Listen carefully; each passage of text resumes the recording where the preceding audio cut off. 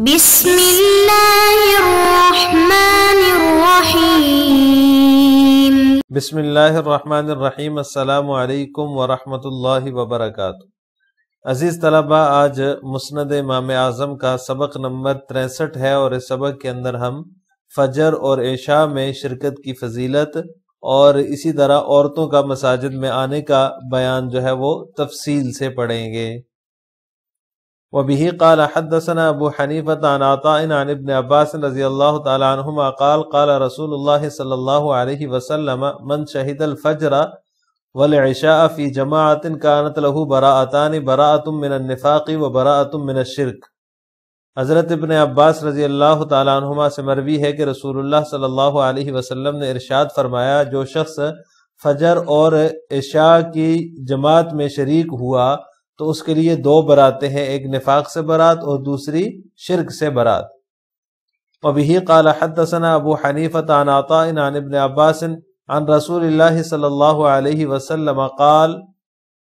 من داوم 40 یوما على صلاة الغدوة والعشاء في جماعة كتب له براءة من النفاق وبراءة من الشرک۔ حضرت ابن عباس رضی اللہ تعالیٰ عنہما سے مروی ہے، وہ رسول اللہ صلی اللہ علیہ وسلم سے روایت کرتے ہیں کہ رسول اللہ صلی اللہ علیہ وسلم نے ارشاد فرمایا، جس شخص نے 40 دن فجر اور عشاء کی نماز جو ہے وہ جماعت کے ساتھ پڑھنے پر مداومت کی، اس کے لیے جو ہے وہ نفاق سے برات اور شرک سے برات لکھ دی جاتی ہے۔ عزیز طلبہ، ان دو احادیث کے اندر فجر اور عشاء کی نماز جماعت سے پڑھنے کی جو ہے وہ فضیلت بیان کی گئی ہے۔ تو فجر اور عشاء کی تخصیص کیوں کی گئی ہے؟ اس کی بہت ساری وجوہات جو ہے وہ فقہاء کرام نے بیان فرمائی ہیں، لیکن ان سب میں جو بہتر توجیہ ہے وہ یہ ہے کہ عشاء کے وقت انسان دن بھر کا تھکا ہوا گھر لوٹتا ہے، اس لیے اس وقت ہمت ساتھ نہیں دیتی، اور پھر شیطان جو ہے وہ بھی جو ہے وہ طرح طرح کے خیالات دل میں ڈالتا ہے کہ چھوڑو یار، تھکے ہوئے ہو، اب کیا کرنا، مسجد کون جائے گا، گھر میں ہی پڑھ لو۔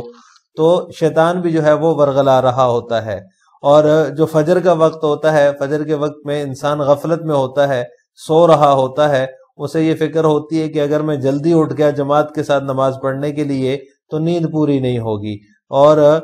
جو ہے وہ فجر کے بعد جو ہے وہ اگر دوبارہ سوؤں گا تو پھر جو ہے نا وقت پر آنکھ نہیں کھلے گی، تو اس طرح سے وہ فجر کی جماعت جو ہے وہ غفلت میں چھوڑ دیتا ہے۔ لہٰذا جو شخص اس طرح کے بہانے اور اس طرح کی سستی اور کاہلی کو چھوڑ کر فجر اور عشاء کی نماز میں جو ہے وہ ہمت کر کے شرکت کرتا ہے اور اس پر مداومت رکھتا ہے، 40 دن دوسری حدیث میں بیان ہوا ہے کہ 40 دن تک مداومت کرے، تو اس کو اللہ تعالیٰ دو انعامات عطا فرماتے ہیں۔ ایک جو ہے وہ نفاق سے بری ہو جاتا ہے، وہ اس شخص کے اندر نفاق نہیں ہوتا، اللہ تعالیٰ اس کو نفاق سے بری کر دیتے ہیں، اور دوسرا جو ہے دوسرا انعام یہ عطا فرماتے ہیں کہ اس کو شرک سے نجات مل جاتی ہے۔ یعنی اتنی محنت برداشت کرنے والا شخص نہ تو حقیقی منافق ہو سکتا ہے اور نہ ہی حقیقی مشرک کبھی ہو سکتا ہے، تو لہٰذا فجر اور عشاء کی جماعت میں شرکت سے اللہ تعالیٰ جو ہے اس کے لیے جو ہے وہ ان دو چیزوں سے برات کا جو ہے وہ پروانہ جاری فرما دیتے ہیں۔ اور اس طرح بعض احادیث کے اندر اللہ تعالیٰ یہ بھی آتا ہے کہ اللہ تعالیٰ اس کے لیے جہنم سے آزادی کا فیصلہ بھی فرما دیتے ہیں۔ اللہ تعالیٰ ہم سب کو خصوصیت کے ساتھ ان دونوں نمازوں اور باقی بھی تمام نمازوں کو جماعت کے ساتھ مداومت کے ساتھ پڑھنے کی توفیق عطا فرمائے، تاکہ ہم بھی اس اجر و ثواب کے جو ہے وہ مستحق قرار پائیں۔ رخصت الخروج للنساء۔ وبه قال حدثنا ابو حنیفہ عن حماد عن ابراہیم عن الشعبی عن ابن عمر رضی اللہ تعالی عنہما ان النبی صلی اللہ علیہ وسلم رخص فی الخروج لصلاة الغدوة والعشاء للنساء فقال رجل اذا يتخذونه دغلا فقال ابن عمر رضی اللہ تعالی عنہما اخبرک عن رسول اللہ صلی اللہ علیہ وسلم وتقول هذا۔ حضرت ابن عمر رضی اللہ تعالی عنہما سے مروی ہے کہ بے شک نبی کریم صلی اللہ علیہ وسلم نے عورتوں کو بھی جو ہے وہ فجر اور عشاء میں آنے کی اجازت دے رکھی تھی، یعنی فجر اور عشاء کی نماز میں آنے کی اجازت دے رکھی تھی۔ فقال رجل، ایک شخص نے کہا، اذا يتخذونه دغلا، کہ تب تو لوگ اسے مکر و فریب کا جال بنا لیں گے۔ فقال ابن عمر، تو ابن عمر رضی اللہ تعالیٰ عنہما نے فرمایا کہ میں تجھے رسول اللہ صلی اللہ علیہ وسلم کی حدیث سنا رہا ہوں اور تو اس کے مقابلے میں اپنی بات کر رہا ہے، اور تو یہ کہتا ہے وَتَقُولُ هَذَا، اور تو یہ کہتا ہے۔ عزیز طلبہ، یہ جو حدیث ہے اس میں حضرت ابن عمر رضی اللہ تعالیٰ عنہما نے عورتوں کے لیے فجر اور عشاء میں شرکت کی رخصت کا بیان فرمایا کہ آپ صلی اللہ علیہ وسلم نے ان کو رخصت دے رکھی تھی فجر اور عشاء کی نماز میں جماعت سے پڑھنے کی۔ خواتین جو ہیں ان کو جو ہے وہ چند شرائط کے ساتھ جماعت میں شرکت کی اجازت ہے، بلکہ آج کل تو علماء اس کو بالکل ہی منع کرتے ہیں، لیکن کچھ شرائط کے ساتھ جو ہے وہ، جس طرح حضرت ابن عمر رضی اللہ تعالیٰ عنہما نے یہاں بیان کیا کہ فجر اور عشاء میں جو ہے وہ شرکت کر سکتی ہیں، آپ صلی اللہ علیہ وسلم نے ان کو شرکت کی اجازت دی۔ تو اس طرح کچھ شرائط اور کچھ قیودات ہیں ان کی مسجد میں جماعت میں شرکت کی۔ تو ان میں سے سب سے پہلی جو ہے وہ یہ ہے کہ مسجد میں بے حجابانہ مت آئیں، یعنی کہ پردہ کر کے آئیں، بے پردہ مسجد کی طرف نہ نکلیں۔ دوسری یہ تھی کہ چمکیلے لباس پہن کر اور خوشبو لگا کر نہ آئیں، ایسا لباس جس سے جو ہے وہ دوسرے متوجہ ہوں ان کی طرف، اور خوشبو سے بھی دوسرے لوگ متوجہ ہوتے ہیں، تو اس وجہ سے یہ بھی شرط اس وقت لگائی گئی تھی کہ اس طرح کے شرط بھی، اس طرح کے کپڑے بھی اور اس طرح خوشبو لگا کر بھی عورت مسجد نہ آئے۔ اسی طرح تیسری شرط یہ تھی کہ کھنکتے ہوئے زیورات پہن کر نہ آئے، تاکہ یہ پتہ نہ چلے کسی کو کہ کوئی عورت جا رہی ہے۔ اگر زیورات ہوں گے ان کی کھنک سے جو ہے وہ پتہ چل جائے گا، ان کی آواز سے جو ہے وہ لوگ پہچان لیں گے کہ یہ عورت مسجد جا رہی ہے۔ اسی طرح چوتھی شرط یہ تھی کہ مردوں کے ساتھ گلنے ملنے نہ پائیں، مردوں سے الگ ہو کر چلیں، الگ راستے میں ایک سائیڈ سے چلیں تاکہ مردوں کے ساتھ کسی قسم کا میل ملاپ نہ ہو۔ نمبر 5، پانچویں شرط یہ تھی کہ راستے میں کسی کے چھیڑنے کا ڈر ہو تو پھر گھر پر ہی نماز پڑھنا ان کا بہتر ہے۔ اگر راستے میں کسی کے چھیڑنے کا ڈر ہے، کوئی اوباش قسم کا بندہ جو ہے وہ چھیڑتا ہے، تو پھر اس عورت کو گھر میں ہی نماز پڑھنی چاہیے، اس کو مسجد میں نہیں آنا چاہیے۔ تو یہ کچھ قیودات اور پابندیاں تھیں، کچھ شرائط تھیں۔ اگر ان کا خیال نہیں رکھا جاتا تو ظاہر سی بات ہے اس اجازت پر پھر پابندی ہوگی۔ لیکن یہ مسئلہ چونکہ جو ہے وہ ابتدا اسلام کا تھا، ابتدا اسلام میں عورتوں کو نماز کے لیے مسجد میں جانے کی اجازت تھی، پھر آپ صلی اللہ علیہ وسلم نے خود اس سے منع فرما دیا تھا اور فرمایا تھا کہ گھر میں نماز پڑھنا مسجد میں نماز پڑھنے سے عورت کے لیے بہتر ہے۔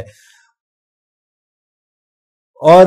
آپ صلی اللہ علیہ وسلم کے زمانے میں تو پھر بھی عورتیں آتی رہیں، لیکن آپ صلی اللہ علیہ وسلم نے یہ فضیلت بیان کی عورت کے لیے کہ گھر میں نماز پڑھنا بہتر ہے۔ پھر آپ صلی اللہ علیہ وسلم کا زمانہ جب گزر گیا، اس وقت چونکہ قرون بالکل جو ہے وہ خیر کا زمانہ تھا، اور اس کے بعد صحابہ کا زمانہ آیا، تو صحابہ کے زمانے میں اکثر صحابہ کرام نے فساد زمانہ کی وجہ سے عورتوں کو مسجد میں جانے سے منع کیا، روک دیا۔ حضرت عائشہ رضی اللہ تعالی عنہ فرماتی ہیں کہ اگر رسول اللہ صلی اللہ علیہ وسلم آج کے زمانے میں موجود ہوتے تو وہ بھی عورتوں کو مسجد میں جانے سے روک دیتے۔ یعنی جب صحابہ کا زمانہ تھا تو اس وقت جو ہے وہ انحطاط آیا، کچھ مطلب اس طرح کا انحطاط تو نہیں تھا، لیکن پھر بھی جو آپ صلی اللہ علیہ وسلم کے زمانے میں خیر تھی، برکت تھی، اور ایک جو ہے وہ ہر کوئی دینی احکامات کو جو ہے وہ مکمل پابندی کے ساتھ اس پر عمل کرنے والا تھا، وہ صحابہ کے زمانے میں لوگوں کے اندر کچھ اس میں سستی آ گئی، تو اس کو دیکھتے ہوئے حضرت عائشہ رضی اللہ تعالیٰ عنہ نے یہ ارشاد فرمایا کہ اگر آپ صلی اللہ علیہ وسلم آج موجود ہوتے تو بھی آپ صلی اللہ علیہ وسلم مسجد جانے سے عورتوں کو منع فرما دیتے، جبکہ خود نبی کریم صلی اللہ علیہ وسلم نے یہ ارشاد فرمایا تھا کہ عورت کا گھر میں نماز پڑھنا بہتر ہے مسجد آنے سے۔ تو جب صحابہ کرام کا زمانے میں فساد زمانہ کی وجہ سے عورتوں کو گھر میں نماز پڑھنے کی ترغیب دی گئی اور ان کو مسجدوں سے جو ہے وہ روک دیا گیا، تو آج کل کا جو زمانہ ہے، جس زمانے میں ہم رہ رہے ہیں جو ہے، اس زمانے میں فساد تو کئی گنا جو ہے وہ لاکھوں درجے زیادہ ہے۔ اس لیے اس زمانے میں علماء بالکل اس کو منع کرتے ہیں، اور علماء جو ہے اجازت نہیں دیتے کہ عورت مسجد میں آ کر نماز پڑھے۔ اس لیے جو ہے وہ آج کل کے زمانے میں اس کی قطعاً اجازت نہیں ہے، عورتوں کو گھر میں رہ کر ہی نماز پڑھنا ضروری ہے۔ اب اس حدیث کے اندر آپ نے دیکھا کہ حضرت عبداللہ بن عمر رضی اللہ تعالیٰ عنہما فرماتے ہیں کہ ایک شخص نے جب آگے سے کہا کہ تب تو لوگوں کو جو ہے وہ موقع مل جائے گا، مکر و فریب کا جال بنا لیں گے، تو اس رجل سے مراد حضرت عبداللہ بن عمر رضی اللہ تعالیٰ عنہما کے صاحبزادے بلال ہیں۔ انہوں نے جو ہے وہ جب آگے سے اس طرح کی بات کی تو انہوں نے فرمایا کہ میں تجھے حدیث بیان کر رہا ہوں، آپ صلی اللہ علیہ وسلم کا ارشاد بیان کر رہا ہوں، اور تو یہ کہہ رہا ہے۔ اسی تکرار کی وجہ سے انہوں نے پھر اس کو حدیث کا معارضہ سمجھا، اور پھر انہوں نے قسم کھا لی تھی کہ میں تجھ سے کبھی بات نہیں کروں گا، اور اس کے بعد انہوں نے زندگی بھر اپنے صاحبزادے سے بات نہیں کی۔ تو اس سے پتہ چلتا ہے، اس سے معلوم ہوتا ہے کہ حدیث کے مقابلے میں کسی بڑے سے بڑے آدمی کی رائے کا بھی اعتبار نہیں ہے۔ جب آپ صلی اللہ علیہ وسلم نے ارشاد فرما دیا، آپ صلی اللہ علیہ وسلم نے رخصت دی ہے عورتوں کو مسجد میں آنے کی، تو تم کون ہوتے ہو یہ کہنے والے کہ تب تو لوگوں کو جو ہے وہ موقع مل جائے گا؟ تو وہ حدیث کا معارضہ سمجھا ہے انہوں نے، لیکن حدیث کے مجموعے کو دیکھا جائے اور صحابہ کرام کے عمل کو دیکھا جائے تو اس زمانے میں ہی صحابہ کرام نے، جب وہ قرون اولیٰ کا زمانہ تھا، خیر کا زمانہ تھا، آپ صلی اللہ علیہ وسلم کے زمانے کے بعد کا متصل زمانہ تھا، اس میں انہوں نے منع کر دیا تھا عورتوں کو مسجد میں جانے سے۔ تو پھر آج کل کے زمانے میں بطریق اولیٰ عورتوں کو مسجد جانا منع ہے، اس لیے عورتوں کو گھر میں ہی نماز پڑھنی چاہیے۔ لہٰذا آج کے سبق کا خلاصہ یہ ہوا کہ ہم نے فجر اور عشاء کی جماعت میں شرکت کی فضیلت، اور اسی طرح عورتوں کی جماعت میں شرکت کی جو ہے وہ تفصیل پڑھی ہے کہ عورتوں کو جماعت میں شریک ہونا چاہیے یا نہیں، اور جب شرکت کی اجازت تھی تو اس کی کیا قیود اور شرائط تھیں، ان کی تفصیل پڑھی ہے۔ آخر میں آپ سے دو سوال ہیں۔ نمبر 1، حدیث میں نماز فجر کی تخصیص کیوں ہے اور اس پر انعام کیا بیان فرمایا آپ صلی اللہ علیہ وسلم نے؟ نمبر 2، عورتوں کے مساجد میں آنے کی شرائط کیا ہیں؟ ان دونوں سوالوں کا جواب آپ نے کمنٹ باکس میں دینا ہے۔